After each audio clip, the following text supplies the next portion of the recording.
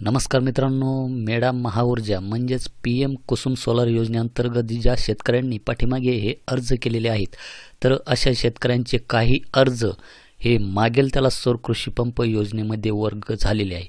त्याचप्रमाणे मित्रांनो, मागेल त्याला सौर कृषी पंप योजनेमध्ये काही शेतकऱ्यांचे अर्ज हे PM कुसुम योजनेअंतर्गत वर्ग करण्यात आलेले आहेत, तर काहींचे अर्ज हे महावितरणमध्ये वर्ग झालेले आहेत। तर अशा प्रकारे अर्जाची ही पळवापळवी सुरू आहे।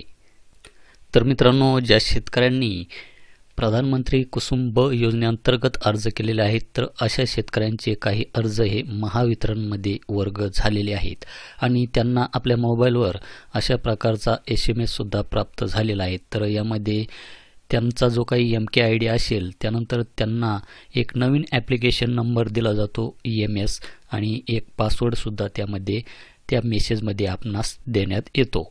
तर आपणास त्या मेसेजमध्ये एक लिंक सुद्धा देण्यात येते की या लिंकवर जाऊन आपण आपले स्टेटस हे एकदा चेक करून घ्या। तर मित्रांनो, तुम्हास ती जी काही मोबाईलमध्ये लिंक देण्यात आलेली आहे, ती लिंक अशा प्रकारची आहे की kusumbenefit.mahadiscom.in/beneficiary/। तर ही जी काही लिंक आहे ही खाली मी डिस्क्रिप्शन बॉक्समध्ये सुद्धा तुम्हास दिलेली आहे। तर इथे आल्याच्यानंतर आपल्याला इथे बेनिफिशरी लॉगिन मध्ये इथे आपणास आपला MS नंबर पासवर्ड टाकून यामध्ये आपणास लॉगिन व्हायचे आहे। लॉगिन केल्याच्या नंतर आपण इथे अर्ज दाखल केल्याचा दिनांक पाहू शकतात। त्यानंतर इथे अर्ज क्रमांक सुद्धा इथे पाहू शकतात। त्यानंतर आपण इथे जर पाहिलं तर इथे अर्जाच्या सद्यस्थितीमध्ये आता इथे अर्ज दाखल केला अशा प्रकारे माहिती दाखवली जात आहे आणि इथे खाली पुरवठादाराचे नाव, तर इथे सिद्धकला जी काही कंपनी आहे ही कंपनी या लाभार्थ्यांनी निवड केलेली आहे। विनंती मंजूर आहे। इथे अर्ज डाउनलोड करून आपण फॉर्म भरतावेळेस जी काही माहिती भरलेली आहे ती माहिती यामध्ये डाउनलोड करू शकतात आणि त्याचप्रमाणे इथे अपलोड डॉक्युमेंट नावाचे ऑप्शन आलेले आहे। तर मित्रांनो, इथे कंपनी निवड करून सुद्धा इथे अपलोड डॉक्युमेंट नावाचे ऑप्शन आपणास इथे पाहायला मिळत आहे। तर मित्रांनो, हा जो काही अर्ज आहे हा अर्ज स्क्रुटिनी पेंडिंगमध्ये होता।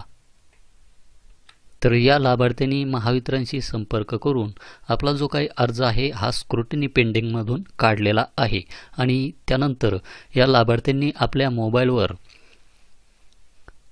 जो काही सेल्फ सर्वे आहे सेल्फ सर्वे केलेला आहे, पैशाचा भरणा केलेला आहे, त्यानंतर आपली कंपनी सुद्धा निवड केलेली आहे। तर कंपनी निवड केल्याच्या नंतर त्याला आपल्या ज्या मोबाईलवर सुद्धा तशा प्रकारे तिथे माहिती ही दाखवली जाते की कोणती कंपनी निवड केलेली आहे। त्याचप्रमाणे आपण असं लॉगिन करून जर चेक केलं तर इथे पण आपणास इथे आपण जी काही कंपनी निवड केलेली आहे त्या कंपनी निवड केलेलीची माहिती आपणास इथे दाखवली जाते। तर पाठीमागील व्हिडिओमध्ये आपण पाहिलं होतं की इथे आपणास फक्त विनंती मंजूर आणि अर्ज डाउनलोड करा हे दोनच ऑप्शन पाहायला मिळत होते। तर आता इथे आपण अपलोड डॉक्युमेंट याच्यावर क्लिक करून पाहू तर समोर आपणास काय माहिती ही दाखवली जाते। तर आपण इथे पाहू शकतात की इथे डॉक्युमेंट्समध्ये 7/12 एक्स्ट्रॅक्ट आणि इथे अपलोड आणि इथे कमेंटमध्ये अपलोड डॉक्युमेंट अशा प्रकारे माहिती दाखवली जाते। तर मित्रांनो, या लाभार्थ्यांनी कंपनी ही निवड केलेली आहे, त्यामुळे या लाभार्थ्याचे काही टेन्शन नाही। यामध्ये त्यांनी 7/12 अपलोड केला काय नाही केला काय यामध्ये त्याला कसल्याही प्रकारचा प्रॉब्लेम हा येणार नाही।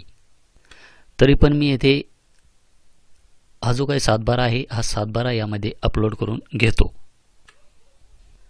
तर चूज फाईलवर क्लिक करून तो 7/12 मी यामध्ये घेतलेला आहे आणि सबमिट या बटनावर क्लिक करतो। तर आपण भरलेली माहिती ही अचूक असल्याची तुम्हाला खात्री आहे का? तर मी इथे होय पुढे चला याच्यावर क्लिक करतो।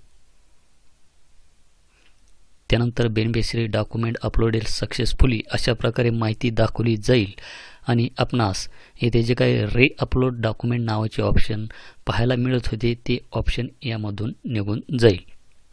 तर मित्रांनो, ज्या शेतकऱ्यांचे अर्ज हे स्क्रुटिनी पेंडिंग असे दाखवत असतील तर अशा शेतकऱ्यांनी महावितरणशी संपर्क करून आपला जो काही अर्ज आहे हा स्क्रुटिनी पेंडिंगमधून काढून घ्यायचा आहे किंवा आपणास यामध्ये वेट करायचा आहे।